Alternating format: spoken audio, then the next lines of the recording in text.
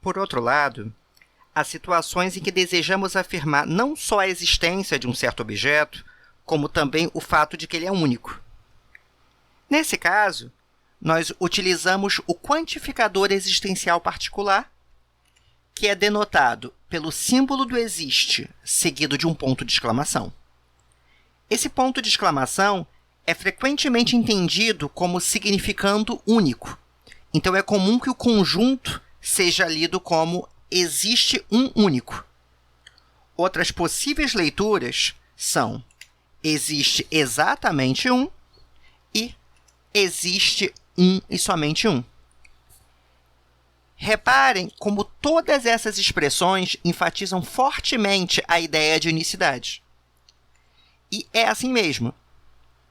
Se não houver essa ênfase na unicidade, deve-se sempre entender que estamos lidando com um quantificador existencial ordinário. Por exemplo, nós já vimos que o termo existe significa existe pelo menos um, que é o quantificador existencial ordinário.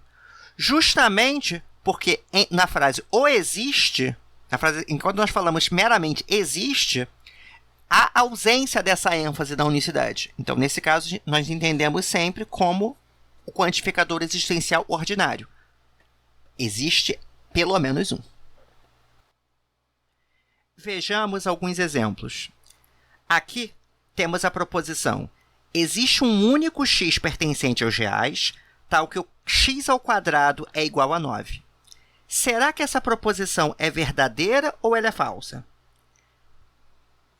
É fácil concluir que ela é falsa, porque nós sabemos que a equação x ao quadrado igual a 9 ela vai admitir duas soluções reais distintas, que vão ser x igual a 3 e x igual a menos 3. Então, não existe unicidade de soluções aqui, como é a exigência do quantificador existencial particular.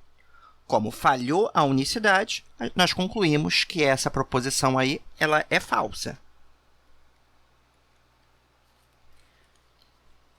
Mas e se nós mudássemos um pouco o exemplo e exigíssemos agora que o x, ao invés de ser uma variável real, pertencesse ao conjunto R-?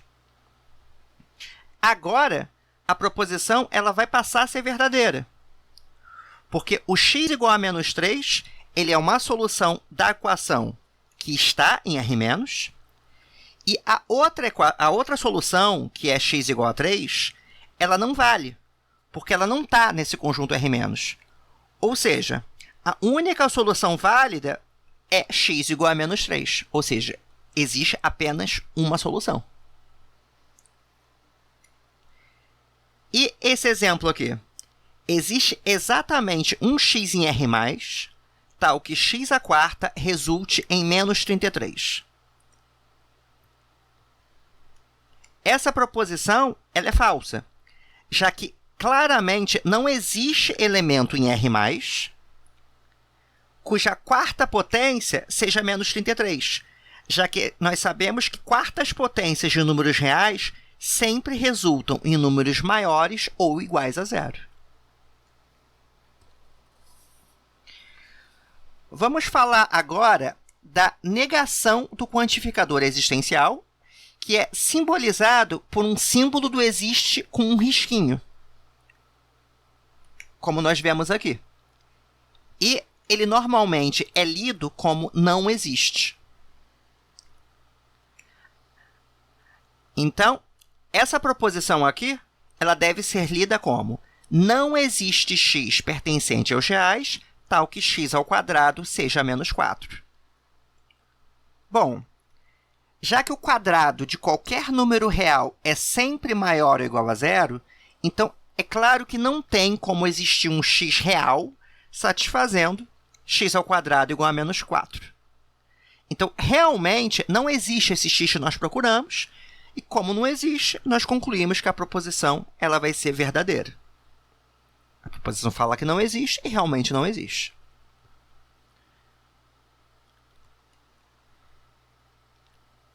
E agora, se eu digo assim, não existe x pertencente aos reais, tal que x à quarta é igual a 16.